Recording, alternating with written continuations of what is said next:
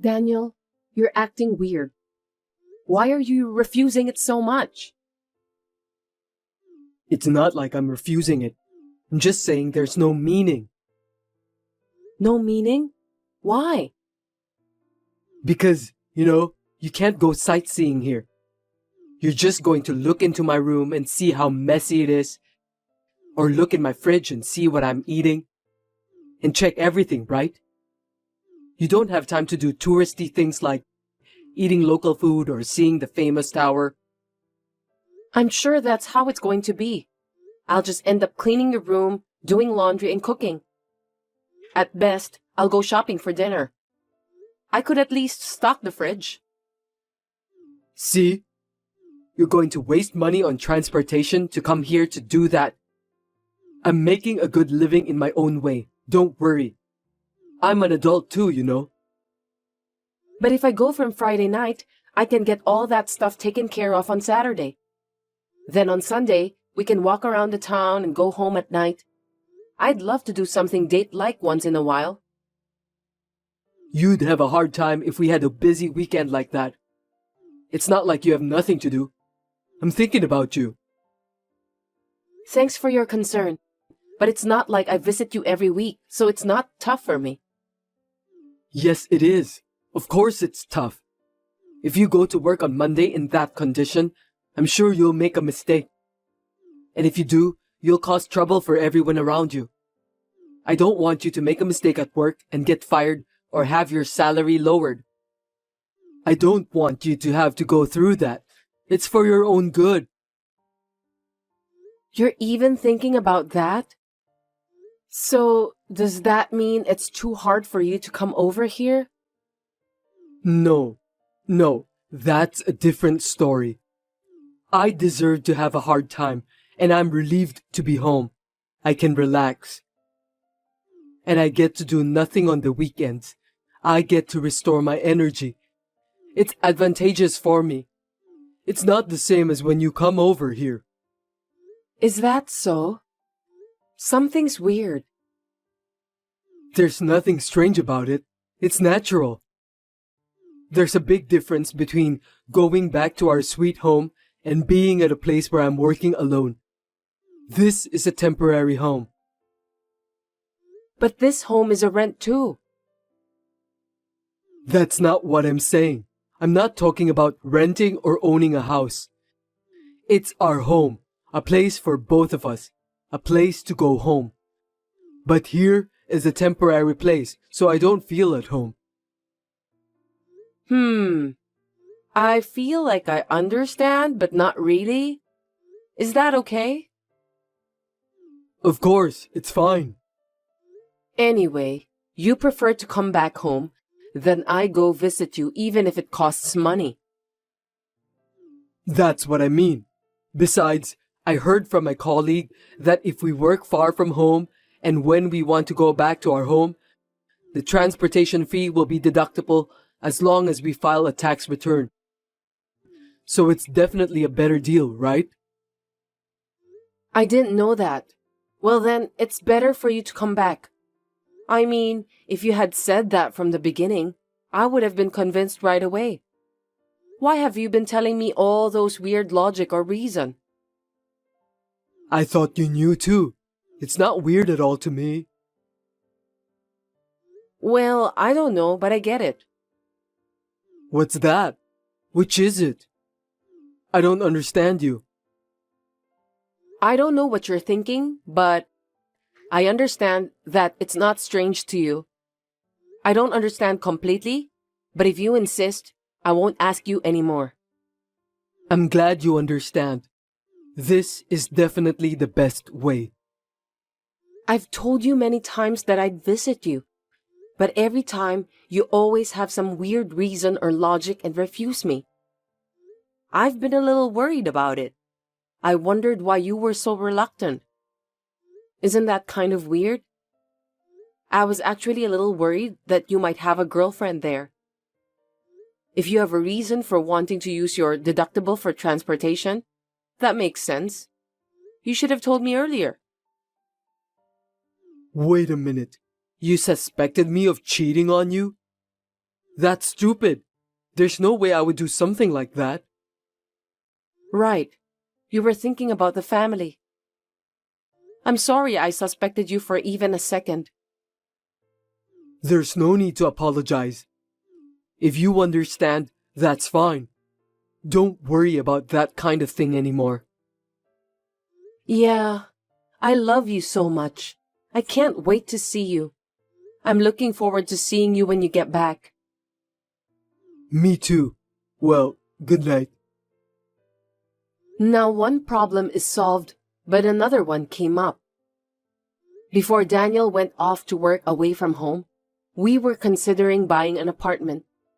But since he left, we haven't talked about it at all. I wanted to discuss what we should do, so I asked him about it, but it turned into a fight.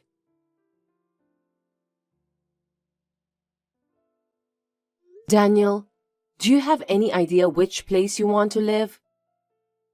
I'm asking this because I wanted to get ready to buy an apartment. I wanted to decide on our place to live. That's not something you should be asking me when I'm working away from home. Why do you always get so ahead of yourself? Why don't we look for a place together when I get back? But then I'll have to wait for another year until you finish your work there. I'm not even allowed to talk about it. You could at least tell me where you want to live. I didn't say like that. This assignment was originally supposed to be for 3 years. But there's a chance to be extended, depending on how things go at work. I can't decide to buy an apartment when I don't know what's going to happen. I'm worried too, you know. But even if we can't decide now, why don't we start thinking about it? At least decide where we're going to live. Then, when you finish working there, we can make a move right away. I'm not talking about buying it right now. I just want to discuss about it. Is that a no too? No, I don't know when I finish. You don't know what the real estate status will be at that time. There is a possibility that land price in the city you want to live in might go up drastically. That's a waste of money. If that's the case, it's better not to make such a decision in the first place. First of all, we have to think about whether it's better to rent or own a house. Wait, what do you mean? Before you left, you said you wanted an apartment too, right? Did you change your mind? It's going to be our property. It's not like I changed my mind. I mean, I'm put off by your enthusiasm for buying an apartment. I was thinking that we don't have to rush. Why do you say that? Because if we are thinking of buying an apartment, we don't necessarily have to get it. At the very least, we need to gather information and save up some money. I think it's too late to start when you suddenly want it. We need a plan when we think about the finance, right? You know what? You're always so forward with your life planning, and I'm always being pushed around. That's what I don't like. I don't feel good, you know. What? I didn't mean it like that. Did I really push you around that much? You're always like that. You've been pushing me around like you're doing right now. You're always taking things in the direction you want them to go. That's selfish, isn't it? No, I'm not. I'm thinking about us. I always want to be happy together with you, Daniel. You didn't come along with me to this town. And you're trying to go ahead with your plan to buy an apartment just because you want one. Isn't that awful? Maybe you make more money than me. And you might think it's a stupid plan to quit your job and follow me. Then why don't you give something else up for me? How terrible. Is that how you thought? I don't know how to say, but I feel like you don't respect me. That's not true. But if you felt so, I must have done something wrong in the way I tell you or the way I talk to you. I'm sorry. You're not that enthusiastic about buying an apartment, right? I'm sorry for trying to force you to go through with it. Before I get into it or not, you're too forward. That's what I don't like about. It's not just about the apartment. You want to take over the conversation, right? You think I'm mad because of a childish reason like that? You've got to be kidding me. You think I'm stupid, don't you? No, I'm sorry. I don't understand why you're mad. Why is it? I didn't say anything difficult, did I? I'm saying you shouldn't proceed on your own. When you decide on something or do something, you have to hear my opinion and feelings before taking action. Why do I have to tell you? Understood. I'll do that from next time. After this message, he started to take over the conversation, and his male, chauvinistic comments began to stand out. I had a bad feeling about this because he had been so nice to me, but he suddenly changed. It was clearly someone else's effect, and if it had been a woman, I could see a trouble coming up. I was thinking about it all by myself, but it was a few months later that my bad premonition came true.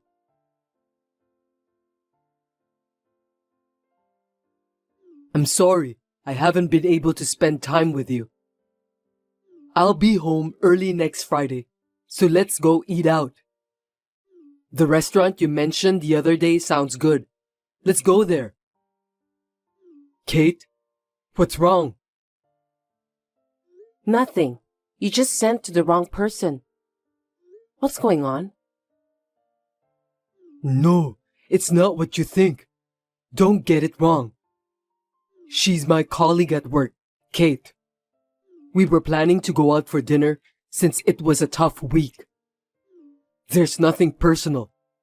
Will you understand?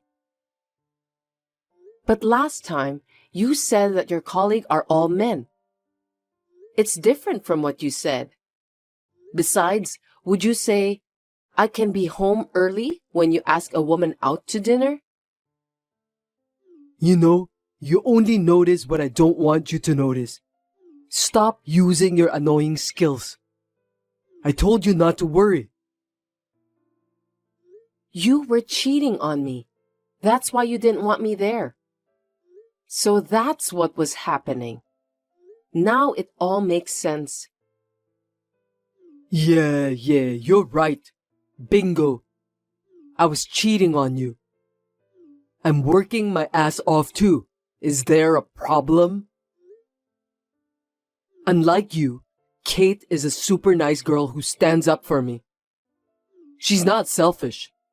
She puts me first in everything she does. She listens to me when I tell her how hard I'm working. Unlike you, she's not condescending. She cooks and takes care of the house. When have I ever been condescending? I never say something like that. I mean, when did I say? I can tell by your attitude. The attitude. I work too, but I'm doing all this housework-ish attitude. You should notice that. That's not true. It's not right for you to say that. When I came home tired, I often didn't cook, did I? Remember when I said, sorry, I bought some food today? I never did something condescending, did I? Really? Well, I felt so. You were giving me a bad vibe. Maybe that girl Kate told you something about me.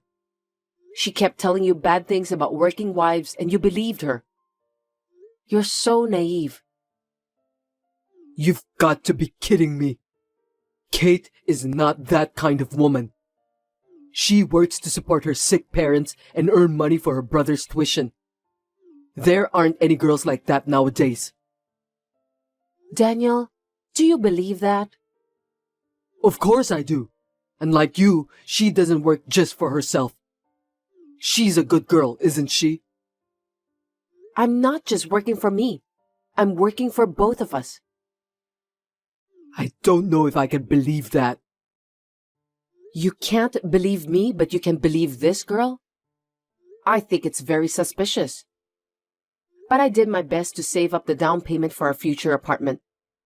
You didn't put any money in our shared savings account, though. I never once urged you to save money either, did I? I have put in at least $2,000 in savings. Are you making fun of me? That's enough. I can't talk to you. I hate your attitude, so it's only natural that I cheat on you. We're getting divorced.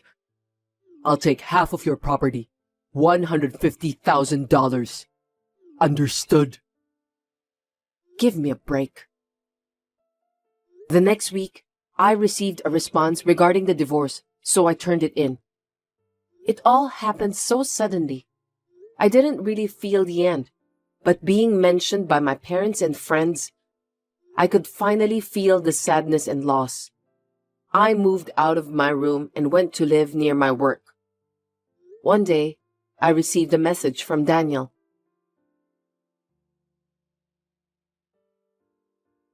Hey, answer the phone. Are you kidding me? What is that $2,000 you transferred? We had a shared bank account for the apartment purchase, right? I returned the money you transferred into that account. You put $2,000, right?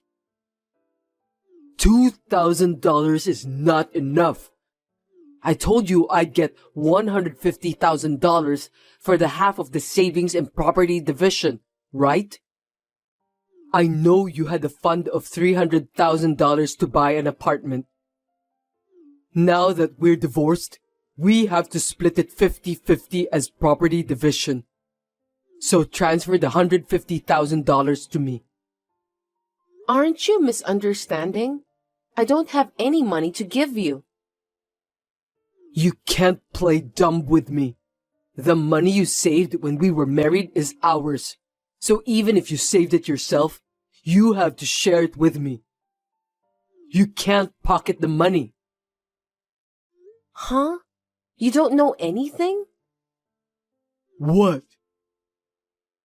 Well, $200,000 is the one I saved when I was single. And my parents gave me $20,000 4 times a year, so that makes $80,000. The remaining $20,000 is what I saved after we got married. So, the only joint property is the last $20,000. And the other $280,000? The property before marriage and the property that was given as a gift are called separate estate. They're not subject to property division. That's a lie. That's not what I heard. What are you talking about? It's money I worked so hard to save.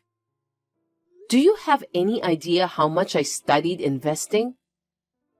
I don't know what Kate told you about me, but what I just said is not a lie.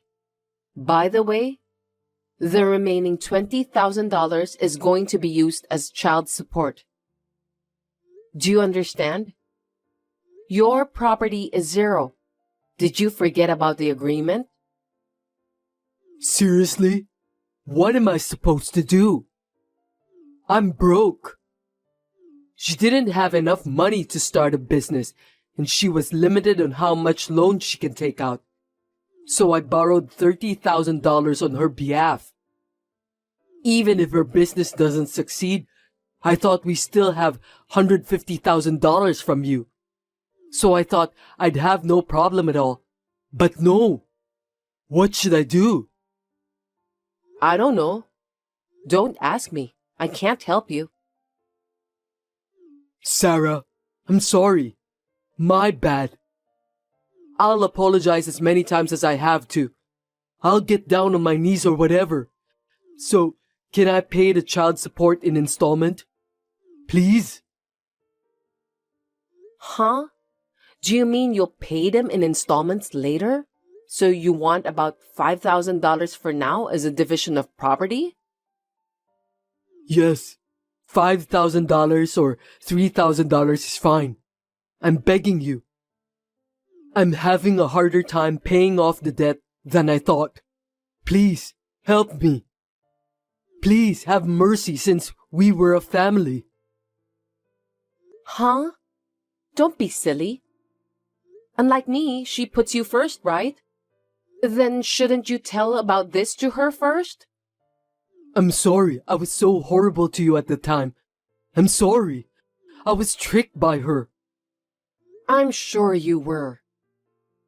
When she withdrew the money from my account, she changed her attitude and became cold.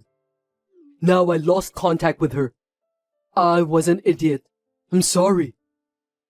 No matter how much you apologize, there's no way I can feel sorry for you. You deserve it. You said you couldn't trust me. Why should I do favors for someone who says things like that? I'm not that kind. You desired to take control and made the decision you wanted to make. You'll have to take the responsibility for your own actions until the end. Well then, bye. According to the story from his colleague, Daniel was too busy paying off his debts, so he gambled to get a lot of money. It was never going to work out, but as a result of further debts, I assume he had no choice. He quit his job and disappeared. He got what he deserved. On the other hand, I was dating a man who was introduced by my friend, and he proposed to me. We are having a fun time talking about marriage preparations and buying an apartment.